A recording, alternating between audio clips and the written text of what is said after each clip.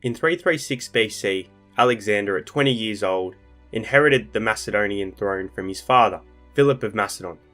Philip unified Greece through the League of Corinth and provided the groundwork for which Alexander would launch his campaign into Persia. Upon succeeding to the throne, Alexander immediately began having to crush the rebellions of the Illyrians, Thessalians, and most notably, the Thebans. Alexander, in retaliation to the Thebans' revolt, completely destroys Thebes and enslaves its people, after which the rest of the city-states of Greece quickly capitulate to Alexander. After subduing the rebellions, Alexander turns his sights on a campaign against the Persian Empire. His own reasoning for this was revenge for the Persian campaigns into Greece many years before. But in 334 BC, Alexander crossed the Hellespont into Asia Minor. His first battle with the Persians was at the Granicus River, now known as the Battle of the Granicus. The Persians were not led by the king, but by the satraps or governors of the region, and were standing on the other side of the river Granicus, determined not to let Alexander and his forces pass. Alexander, leading his royal squadron, through their experience in battle, was able to rout the Persians. There was also 10,000 Greek mercenaries fighting on the Persian side, and Alexander, feeling they had betrayed their fellow Greeks with their service to the Persians, had them butchered to a man. After the battle, the ancient Lydian city of Sardis then submits to Alexander. He was then able to proceed down the coast, where he removed the Persian government from the once Greek city-states and establishes popular government or democracies in their place. He proceeded to march through the territories of Lycia, Phrygia, Cilicia, and then was looking to proceed down into Syria. This is where Alexander experiences his next major battle with the Persian Empire, now known as the Battle of Issus in 333 BC, 18 months after the Battle of the Granicus. The Persian king Darius came up behind Alexander's army, and the battle was to be fought at a narrow pass between the Gulf of Issus and the surrounding Nur Mountains. Eventually we'll find out this was a mistake on Darius' part, as he couldn't take advantage of his superior numbers. Darius' army's numbers are debated, but the figure Arrian gives is 600,000 strong for the Persians, greatly outnumbering the Macedonians. Nevertheless, Alexander attacks the Persians from the right wing, and once he's able to overcome the right, charges straight for Darius himself in his royal chariot. This caused Darius to quickly flee from the battlefield. Once news that the king had fled spread throughout the battlefield, the Persian army fled too, and Alexander was victorious once again over the Persians. He manages to take hostage Darius' mother, wife, and children. In the next year, in 332, Alexander proceeds to the Phoenician cities, in which he encounters little resistance, as many of the major cities submit to Alexander without a fight. He does take siege of the city of Tyre and Gaza, however, the Tyre siege being a difficult one, lasting 7 months. But with the coastal cities of Phoenicia taken, Alexander ends Persian naval power in the Mediterranean. Upon reaching Pelusium, the governor surrendered the province of Egypt to Alexander unopposed. And whilst in Egypt, Alexander founded the famous city of Alexandria and visited the oracle of Ammon. It was with deep admiration that Alexander surveyed the temple and its site.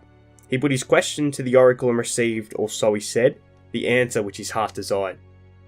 In 331, Alexander then continues his route through the Persian Empire.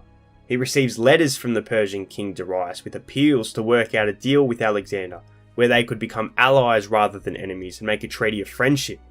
Alexander's response: "Your ancestors invaded Macedonia and the rest of Greece, and did us harm although we had not done you any previous injury.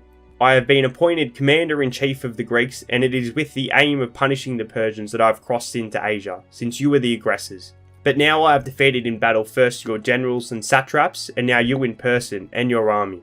And by the grace of the gods I control the country. All those who fought on your side and did not die in battle but came over to me, I hold myself responsible for them.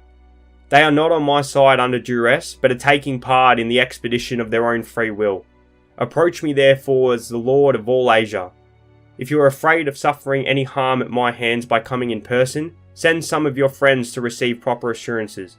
Come to me to ask and receive your mother, your wife, your children, and anything else you wish. Whatever you can persuade me to give shall be yours. In future, whenever you communicate with me, send to me as the king of Asia. Do not write to me as an equal, but state your demands to the master of all your possessions. If not, I shall deal with you as a wrongdoer. If you wish to lay claim to the title of king, then stand your ground and fight for it.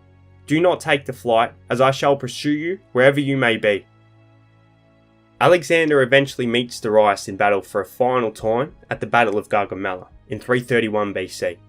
Darius this time has gathered a force throughout the empire of over 1 million strong. Now keep in mind again, these are Arrian's figures, and many historians see this figure as inaccurate.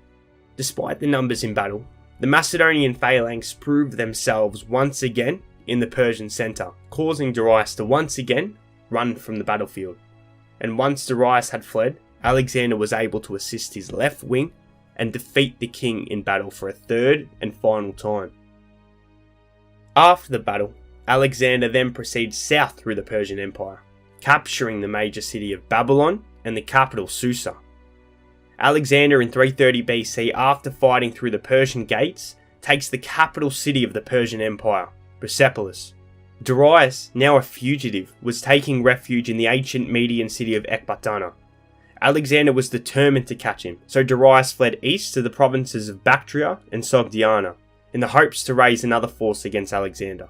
He continues to pursue the now fugitive Darius, but in Sogdiana, one of Darius' satraps or governors, Bessus, arrests and kills Darius before Alexander can reach him, and Bessus declares himself the king of the Persian Empire. Darius' life was an unbroken series of disasters from the moment of his ascension to the throne. He was immediately faced by the defeat of his satraps and their mounted troops on the Granicus. The loss of Ionia and Aeolis swiftly followed, with the two Phrygias, Lydia, and all Caria except Halicarnassus. Soon afterwards, Halicarnassus too was gone, and the whole coast as far as Cilicia. Then came his own defeat at Issus, and the bitter sight of his mother, wife, and children as prisoners in enemy hands. The loss of Phoenicia and Egypt was followed by the debacle at Arbela, his own shameful flight from the field, and the destruction of the mightiest army of the whole East. Then, a homeless fugitive in the land he once ruled, ruthlessly betrayed by his own guards, a monarch in chains, contemptuously smuggled away from the scene of his former glory. He was finally murdered by the treachery of those most bound in duty to serve him. Such was the unhappy life of Darius. Dead, he was more fortunate, for he was buried in the royal tomb. His children were given by Alexander the same upbringing and education they would have had if he had still been king, and his daughter became Alexander's wife. He was about 50 when he died. Alexander eventually reaches Bessus in Bactria and sends him back to Persia to be killed for his crimes. He then spends much of his time fighting tribes in Bactria and Sogdiana and fighting off raids from the Scythians, but after subduing these tribes, Alexander's troops reach the Hydaspes River, where he fights the king of the region, King Porus, in what is now known as the Battle of the Hydaspes in 326 BC. King Porus's war elephants were costly to Alexander's army. However, eventually Alexander is able to defeat the king, but spares his life, and allows Porus to rule as a subordinate ruler to Alexander. Alexander wished to keep pushing and conquering lands further east. His Macedonian troops, however, are not so keen, and eventually convince Alexander to turn back home. Upon reaching the Indian Ocean, Alexander led his army back through the Gedrosian Desert. He chose this route because no one, to his knowledge, had ever before succeeded in bringing an army safely through.